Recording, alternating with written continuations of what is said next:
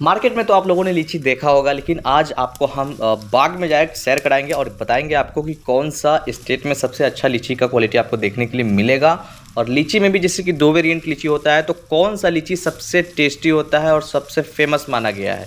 तो देखिए यहाँ पे हम बागान में आ चुके हैं और यहाँ पे लीची का हार्वेस्टिंग हो रहा है।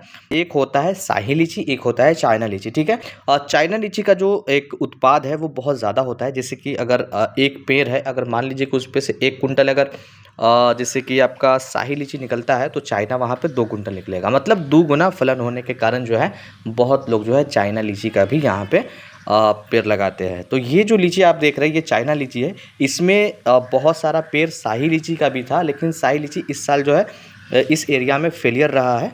और ये जो लीची है आपको मई के महीने में देखने के लिए मिलेगा और जून लास्ट तक आपको देखने के लिए मिलता है कोई कोई एरिया में। लेकिन ये जो बागान आप देख रहे हैं ये 25 तारीख से लेकर के लास्ट समझिए कि 10 जून तक जो है चलता है। मतलब 15 दिन का ही हिसाब किताब लीची का है, क्योंकि लीची जो है ख़राब होने लगता है तो फिर उसे फेंकना पड़ता है या बर्बाद हो जाता है। तो ये सारा लीची को तोड़ करके अच्छे से पैकेट बना करके तैयार करके गाड़ी से पटना के मंडी में चला जाता है और वहाँ से जो होल सेलर व्यापारी है वो ले लेते हैं।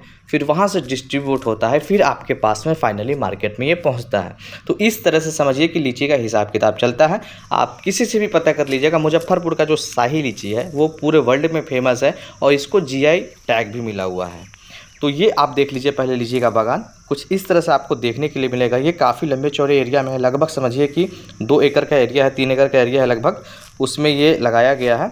और यहाँ पे लीची बिल्कुल तैयार है। कुछ लीची जैसे कि पेड़ में ही पहले पक जाते हैं, कुछ हरे रह जाते हैं, तो पहले लाल वाले को तोड़ लिया जाता है, फिर हरे वाले को 2-3 दिन 4 दिन इंतज़ार करना पड़ता है। जब वो तैयार होते हैं तो उसको भी तोड़ लिया जाता है। और ताज़ा तोड़ के खाने का मज़ा जो है बिल्कुल मज़ा ही कुछ और है। आपको पता है कि हर चीज़ ताज़े में कितना अच्छा लगता है। और ये जो लीची है आपको बहुत महंगे मिलते होंगे, लेकिन ये होलसेल रेट में बहुत सस्ते में देखने के लिए मिलता है। और ये अभी हरा है, आप देख लीजिए, इसी को वेट करना पड़ता है। आपको यहाँ पे वेट करना पड़ेगा कम से कम 4-5 दिन, उसके बाद ये पूरी तरह से तैयार हो जाएगा। अभी ये बहुत खट्टा है और ये तैयार होने के बाद में जो है फिर से वापस मंडी भेज दिया जाएगा और वहाँ से डिस्ट्रीब्यूट हो जाते हैं हर जगह पे।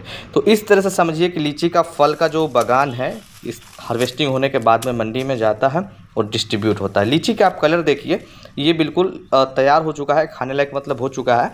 और बिल्कुल जो लाल हो जाता है वो भी जो है बहुत बेहतरीन होता है खाने के लिए। लेकिन तोड़ने के समय में उसमें क्या होता है ना कि जैसे कि वो सिंगल पीसेस होने के बहुत चांसेस रहते हैं, जिसको घुंडी बोला जाता है। मतलब वो घुंडी हो जाएगा तो उसका रेट बिल्कुल नहीं होता है। तो बहुत लोग कंप्लीटली लाल होने से पहले ही लीची को हार्वेस्ट कर लेते हैं, यानी तोड़ लेते हैं और वो मंडी भेज देते हैं। तो पूरी तरह से लाल होने के बाद में जो लीची का क्वालिटी है वो भी बहुत बेहतरीन लगता है। लेकिन ऐसा नहीं है कि लाल होने के चक्कर में आप बहुत ज़्यादा वेट करेंगे तो उसमें फिर फंगस आ जाता है, यानी कीड़ा आ जाता है उसमें।